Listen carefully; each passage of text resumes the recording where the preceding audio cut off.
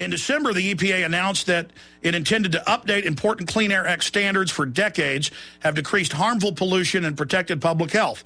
In the coming months, the EPA will work closely with key stakeholders, including industry, that means GE, who's exempt, to develop a common sense standards for currently unchecked, dangerous carbon pollution. And then when you read closer what they're talking about, that's carbon dioxide. But the average person reading this goes, oh, well, they're trying to save me from pollution. Any standard which will leverage existing technologies and only apply to the largest polluters will not be proposed until later this year, allowing an extensive public comment period, and following that additional input, no final rule is scheduled to be in place until late 2012. They're already implementing all this stuff for 2 years. We've got countless links to mainstream news where they've been shutting them down. More lies. Despite these modest steps, you just heard Obama say he wants the most draconian of any country, a 50% cut. You just heard the president say he wants to bankrupt them. You just heard them say he wants the most draconian. I got clips of Biden, by the way, in our article saying you're not going to be allowed to have a plan. But here they are lying, saying we just want some modest, reasonable. Come on. Despite these modest steps, many continue to mischaracterize this process, making unsubstantiated claims about the impact that this will have on everything from industry to energy prices. Energy prices are way up. No one denies that. The most recent effort simply underscores a willingness to ignore the facts, they presented none here, to further an agenda that seeks to stop the EPA from sensible updates to the Clean Air Act. No, it's the Kyoto Protocol Treaty that you couldn't get rammed through, that you couldn't get passed, that the Congress wouldn't pass, and so now they're having congressional hearings about it. The state of Texas and others are suing you, just like the Health Care Act is being ruled unconstitutional. And Obama's giving hundreds of waivers to his friends like McDonald's, and then Whataburger or Burger King don't get waivers, and their prices have to go up, and they got to buy insurance, but McDonald's doesn't. It's the same thing here. In fact, if we can pull up that headline, it was in the AP, it was also in the Washington Examiner. Obama gives GE exemption on new clean air rules, but no one else gets these exemptions.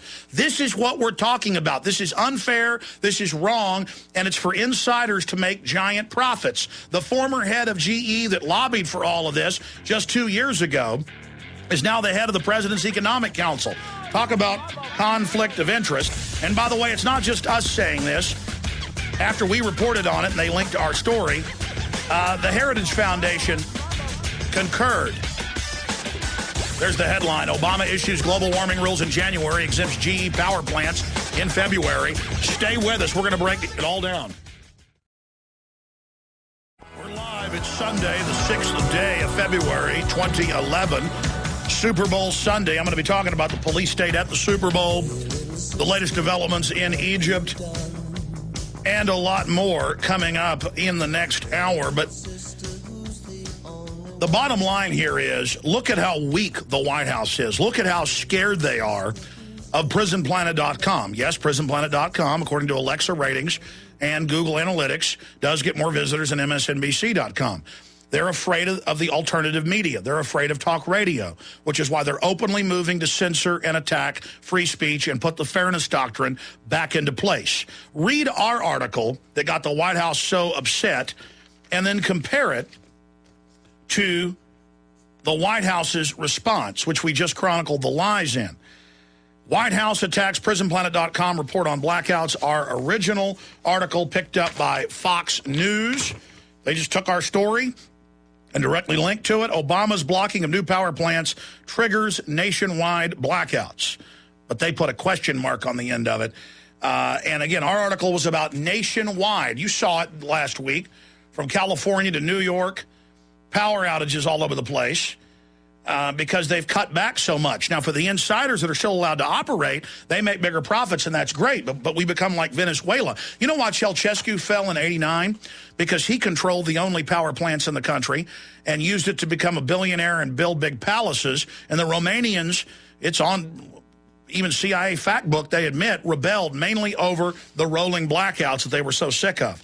So another sign of authoritarianism. Now, the biggest lie in their report isn't that they didn't link to us so people could see what we actually said, or that we said it was just a Texas issue, or to imply that we didn't say it was originally triggered by the cold weather, but that, again, we couldn't respond because of lack of power plants. It's where they keep saying horrible carbon pollution. Now, I have family who have been engineers, one of them's retired now, and worked in both oil refineries and coal power plants. And I've seen them over the years get so angry when they hear reports about dirty coal. There are federally mandated sensors in the stacks. If anything but carbon dioxide and water comes out, alarms go off. They have to shunt all the smoke into a holding area and basically turn the power plant off. They're not allowed to release any. The federal government has Cessnas that fly above every major plant every day with their own sensors. And so I thought I would play for you, just to illustrate this lie, a piece that was done with the officials of the Chesterfield plant outside Richmond, Virginia. Now, this is the modern type of plant that by federal mandate, and that's reasonable, has been in place for at least the last 30 years. There are no coal-powered plants out there that are not scrubbing the exhaust, okay? So I'm going to play this clip right now. It goes through a giant catalytic converter. Then it goes through all these other scrubbers, and nothing comes out but carbon dioxide and water vapor. So the feds are saying, we're going to say that carbon dioxide's bad and restrict it. So the power companies say, okay, we'll start shunting it into old wellheads. We'll put it underground. They say, no, you're not allowed to do that. And so your prices are going up. And now it's going to get worse. Obama's other big lie is claiming that they haven't put anything new in place in the last 2 years and that nothing's changed. That's another lie. We have countless links in our article responding, and our original article, to mainstream news headline, Obama's EPA shuts down this power plant, that power plant. 13 power plants shut down in Pennsylvania. 7 shut down in Texas. You know, I mean, it goes on and on. But they're counting on you being ignorant. But it shows the power of the alternative media.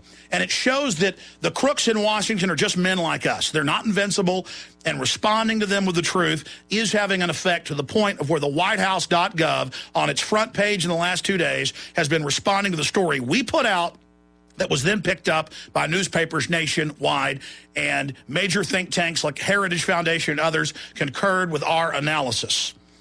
We gave facts, they gave lies. Now, here's a short clip breaking down the process. The video's posted in our article, responding to it. If you're a radio listener and want to see the video, not just hear the audio, it's posted in the article. White House attacks PrisonPlanet.com, reports on blackouts at PrisonPlanet.com and Infowars.com. Here's that clip. Now, this plant burns about a train load of coal per day, which is about 100 train cars. Each train car holds about 100 tons. It's about 10,000 tons of coal per day. This is the whole process from start to finish. Chesterfield Power Station consists of 4 coal units and 2 gas-fired units.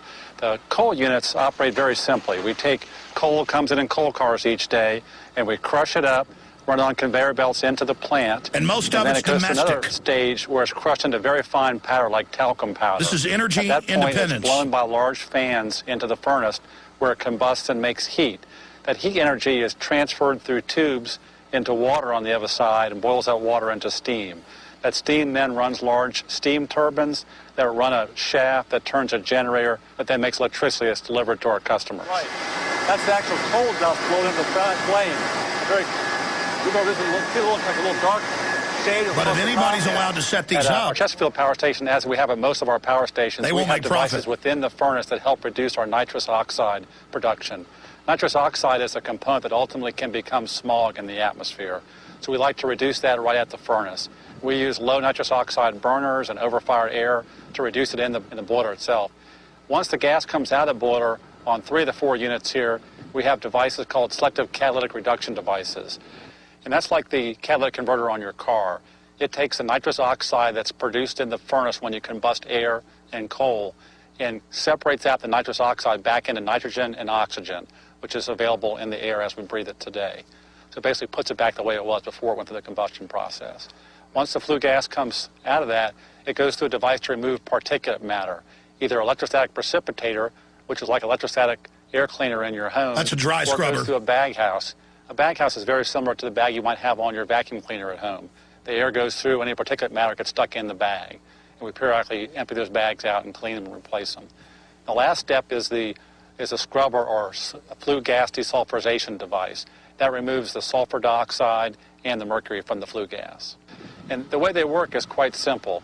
We take limestone and grind it up into a fine powder, mix it with water to create a slurry, and then spray that into the flue stream. The flue gas goes through this limestone mixture and chemically creates a chemical which becomes gypsum. It's the same stuff that's used in wallboards.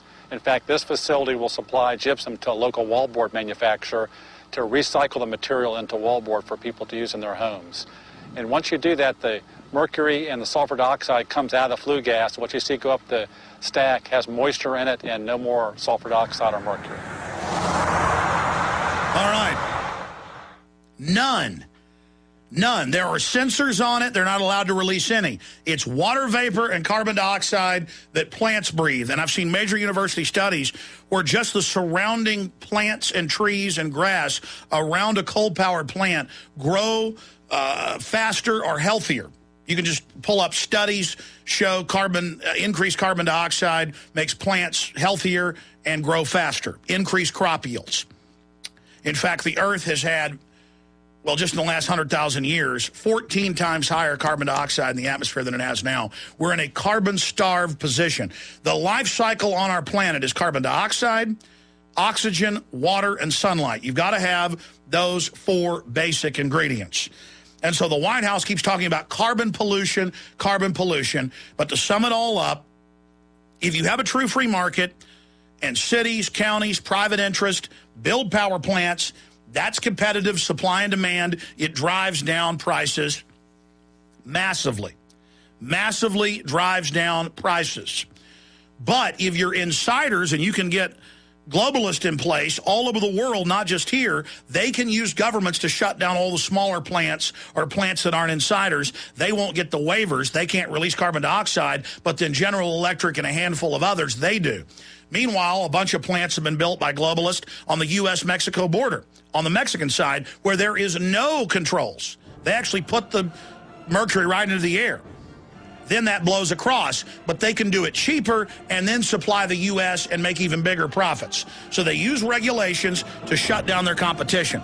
Now, coming back in the next hour, shifting gears, the TSA is there running it in Dallas, up there at Cowboy Stadiums. They are sticking their hands down people's pants. They are doing the pat-downs. This is part of the slave training of America. We're going to go over the police state as well, get into what's happening in Egypt, and a lot more on the other side. But did you ever think you'd see it where WhiteHouse.gov responding to us with a tissue of lies and propaganda, and it shows they're on the defensive and the info war is having huge effects. So I salute everybody that helped get that story out. Let's get our counter story out as well right now. It's at Infowars.com. Second hour coming up.